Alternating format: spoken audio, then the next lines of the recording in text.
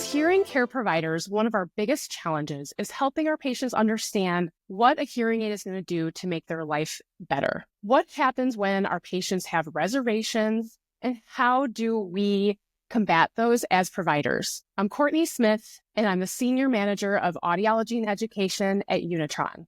And this is Maximize Your Audiology Business. Today, I'm going to tell you how to manage your patients' reservations about getting hearing aids. Here to talk through it with me is Diane Fox, owner of All About Hearing in Burlington, Washington. Hi, Diane. Thanks for being here with me today. So in your opinion, what are the three biggest reservations that you see from patients when they're thinking about buying a hearing aid? Hi, Courtney. That's a really good question. I think the three probably biggest questions that people have or reservations they have are cost, stigma, and denial. So let's talk a little bit about cost. I have what some might find is an unpopular opinion when it comes to cost. As the hearing care provider, I like to start with cost with the patient just so I can show them that I'm cognizant of it and I understand that this is a big investment for them. Diane, how do you start to talk about your patients with cost? That's a good point of view. I really talk upfront about cost. I ask patients, what are you comfortable with? And I had a lady in my office yesterday. She's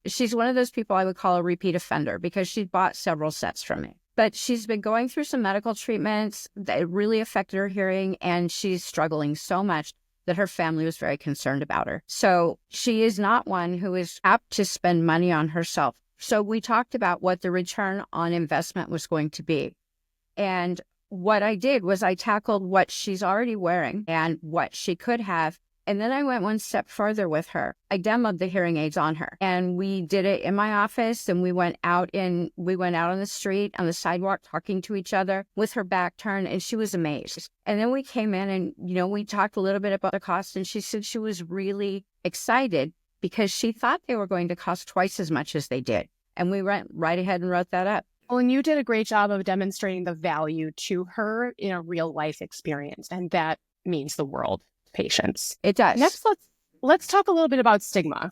So when a patient comes into your office and says, I don't want to wear something in my ears. I don't want to do this. How do you talk to them about those reservations? Really try to get to the root of what that reservation is about. I had a man in my office recently who was right there. He knew he needed hearing aids. He knew he had needed hearing aids for a long time because his family had told him, but he put it off because he didn't want anyone to notice that he had a hearing loss. And he wanted them as small as possible, as discreet as possible. I explained to him that no one's ever going to notice his hearing aids because they can't get past his ugly comb over that he's been wearing forever. But we talked about, honestly, what hearing aids look like. And when I showed him, I took off my hearing aid and showed it to him. And he was amazed that I was wearing something in the first place. In the second place, he never noticed it. But when I talked to him about how many times he had needed things repeated, just in our conversation, one-on-one, quiet room, great environment for listening and speaking, and he was struggling in there. When I demoed the hearing aids on him, we walked into my bathroom. I got 2 different mirrors so he could look at that tiny thing behind his ear. And that took a lot of that fear out of it for him. That was an easy case. Yeah, stigma can be really difficult. And I think people think about the hearing aids that their grandparents used 30 years ago or the body aid. Totally, yes. It's not like that anymore. We just take it mainstream, deal with it head on. Absolutely. And like you said, your hearing loss is way more visible to other people than a hearing aid. What Diane just said is so true about stigma.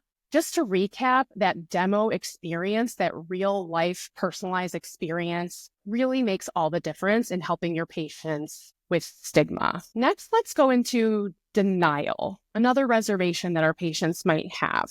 Diane, when you have a patient that comes in and is denying that they have a hearing loss, how do you deal with it? Oh, I have a story for you, Courtney. Have a fellow, he had been in the office maybe 3-4 years ago for a hearing test and didn't move forward. Didn't really see the need. Didn't think he had a problem. Since then, he's lost his wife. So he's living alone, trying to be independent. And he came in for another hearing test. We had a database mailer go out and he responded to it. Just wanted to come in. I think he was lonely. And I did another hearing test on him and he's still on that fence. He's still not seeing the need. So what I did was I agreed to put a set of the Unitron Vivante Flex trials on him if he would bring a loved one in when he came back for his trial and he did. He came back 10 days later with his daughter, and we chatted for a little bit. I asked him how he felt about wearing them, and he said it wasn't that big a deal. He could go with or without, but he had worn them. When we looked at his log it all, which was amazing, and it just showed exactly what environments he'd been in, where he'd turned them down